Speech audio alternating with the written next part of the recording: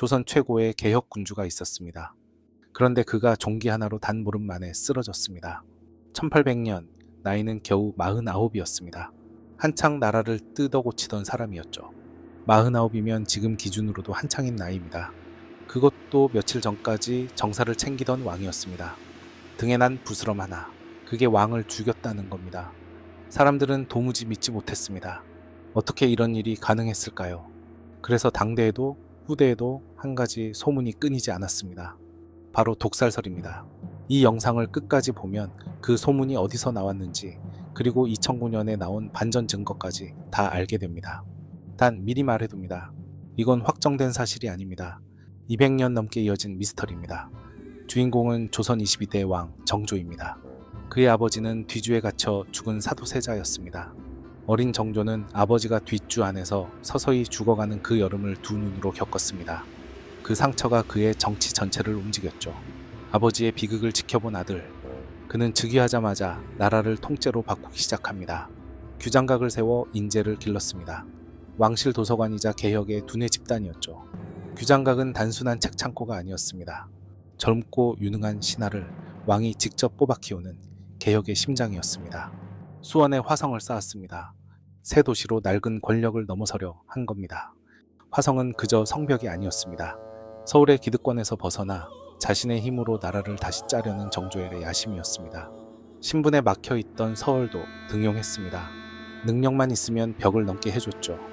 이런 개혁을 밀어붙이려면 힘이 필요합니다. 정조는 남인과 18을 키웠습니다. 그런데 조정에는 오래 권력을 쥔 세력이 있었습니다. 바로 노론벽파입니다. 이들은 대대로 벼슬과 재산을 쥐고 있었습니다.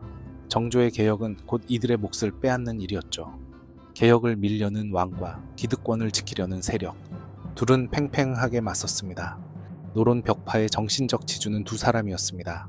정순왕후 그리고 심환지입니다. 정순왕후는 영조의 계비였습니다.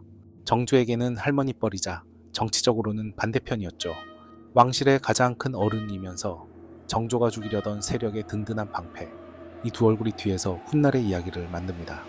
자, 이제 운명의 1800년 여름입니다. 음력 6월 정조의 등에 종기가 났습니다. 처음엔 대수롭지 않아 보였습니다. 하지만 종기는 급격히 악화됐습니다. 열이 오르고 고름이 잡히고 통증이 심해졌습니다.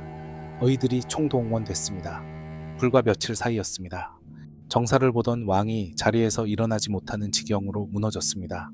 그리고 마지막에 동원된 치료법이 문제였습니다. 바로 연훈방입니다. 연훈방은 수은을 태워 그 연기를 환자에게 쐬게 하는 요법입니다. 그런데 수은은 독성이 강한 물질이죠. 종기를 앓는 왕에게 독성 연기를 반복해서 쐬게 했습니다. 이게 정말 치료였을까요? 바로 여기서 첫 번째 의혹이 생깁니다. 독살일까? 아니면 잘못된 치료였을까? 의혹을 더 키운 건 사람이었습니다. 이 치료를 주관한 어이와 측근들, 그들이 정순왕후 쪽과 가까웠던 겁니다. 쉽게 말하면 이렇습니다. 왕을 치료하는 손이 왕의 반대편과 손을 잡고 있었던 셈이죠. 만약 그 손이 조금만 판단을 늦추거나 조금만 세게 처방했다면 그 미세한 차이가 왕의 생사를 갈랐을 겁니다. 그리고 실록에는 소름 돋는 기록이 남아 있습니다. 정조가 숨을 거두기 직전 어떤 말을 했다는 겁니다. 그가 남긴 단어는 수정전이었습니다. 수정전은 바로 정순왕후의 거처였습니다. 죽어가는 왕이 왜 하필 반대편 실세의 거처를 언급했을까? 이 한 줄이 배우설의 근거가 됐습니다. 물론 반론도 있습니다. 그저 마지막까지 왕실 어른을 찾은 말일 수도 있으니까요. 같은 한 줄도 읽는 사람에 따라 뜻이 갈립니다. 이제 독살설의 핵심 논리로 갑니다. 형사들이 늘 던지는 질문이죠. 누가 이득을 받는가? 정조가 죽자 왕위는 어린 순조에게 갔습니다. 나이가 어려 혼자 나라를 다스릴 수 없었죠. 그 빈자리를 채운 사람이 정순왕후였습니다. 그녀가 수렴청정을 시작합니다. 수렴청정은 왕이 어릴 때 왕실 어른이 대신 정치를 하는 겁니다. 발 뒤에서 나라를 움직인 거죠. 정조가 살아있었다면 결코 오지 않았을 자리였습니다. 왕의 죽음이 곧 그녀의 권력이 된 셈이죠. 그리고 권력은 통째로 노론 벽팩에 넘어갔습니다. 정조가 그토록 견제하던 바로 그 세력입니다. 반대로 정조가 키운 사람들은 어떻게 됐을까요? 남인과 천주교 세력이 표적이 됐습니다. 1801년 신유박해가 터집니다. 천주교를 명분으로 정조 사람들을 대거 숙청한 사건이죠. 천주교 탄압이라는 겉옷을 입었지만 실제로는 정조가 아끼던 사람들을 겨냥한 칼끝이었습니다. 정약용 같은 인재도 유배됐습니다. 정조의 개혁을 함께 그리던 두뇌들이 흩어졌습니다. 정리하면 이렇습니다. 왕이 죽자 개혁은 멈췄고 반대편이 모든 걸 가졌습니다. 이게 독살설의 뼈대입니다. 자, 여기까지만 들으면 독살이 거의 확실해 보입니다. 그런데 2009년 모든 게 흔들립니다. 오랫동안 사람들은 정조와 심환지를 철천지원수로 알았습니다. 왕과 노론 영수, 완벽한 적이었죠. 그런데 그해 편지 뭉치가 공개됩니다. 정조가 심환지에게 몰래 보낸 어찰 약 300통이었습니다. 어찰은 임금이 직접 쓴 편지입니다. 그 편지 속 정조는 완전히 다른 얼굴이었습니다. 적으로만 알았던 심한지와 정조는 은밀히 전국을 조율하고 있었습니다. 인사까지 상의했죠. 편지 속 정조는 때로 화도 내고 농담도 하고 다음 조정회의를 미리 짜기도 했습니다. 우리가 알던 냉엄한 왕이 아니었죠. 겉으로는 싸우는 척, 뒤에서는 손발을 맞추던 사이. 단순한 원수가 아니었던 겁니다. 이 편지들이 왜 중요할까요? 독살설의 대전제를 흔들기 때문입니다. 독살설은 노론이 정조를 적으로 여겨 제거했다는 전제 위에 서 있었습니다. 그런데 그 전제가 무너진 거죠. 물론 어찰 하나로 모든 게 끝나진 않습니다. 심환지와 편지를 주고받았다고 정순 왕후까지 무죄인 건 아니니까요. 심환지는 왕과 손을 잡았을지 몰라도 정순 왕후의 속내까지 그 편지에 담겨 있진 않으니까요. 의심의 화살은 아직 다 사라지지 않았습니다. 그래서 반론도 만만치 않습니다. 독살이 아닐 수 있다는 근거들이죠. 첫째, 조선에서 종기는 진짜 무서운 병이었습니다. 효종 같은 왕도 종기로 세상을 떠났죠. 항생제도 없던 시대입니다. 종기가 골마 온몸으로 퍼지면 손 쓸 방법이 없었습니다. 작은 부스럼이 피를 타고 온몸으로 번지면 지금으로 치면 폐혈증입니다. 그 시대엔 왕이라도 속수무책이었죠. 둘째, 정조는 의학에 아주 밝은 왕이었습니다.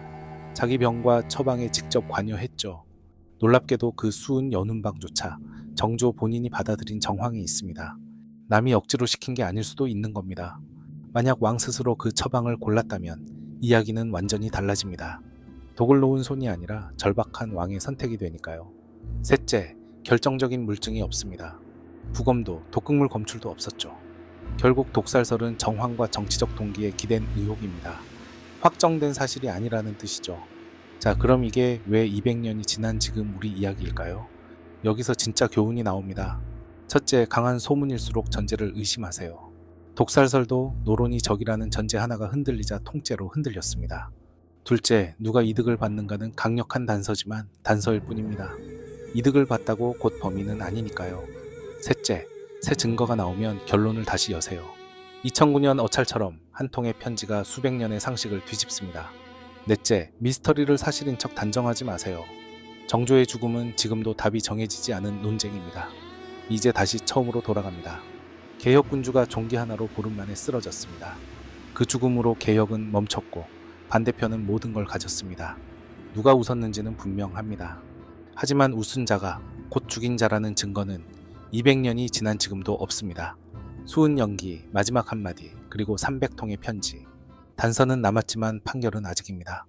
그래서 정조의 마지막 보름은 여전히 열려 있습니다. 당신은 어느 쪽을 믿으시겠습니까? 역사는 답을 다 주지 않습니다. 다만 질문을 멈추지 않는 사람만이 진실에 가까워집니다.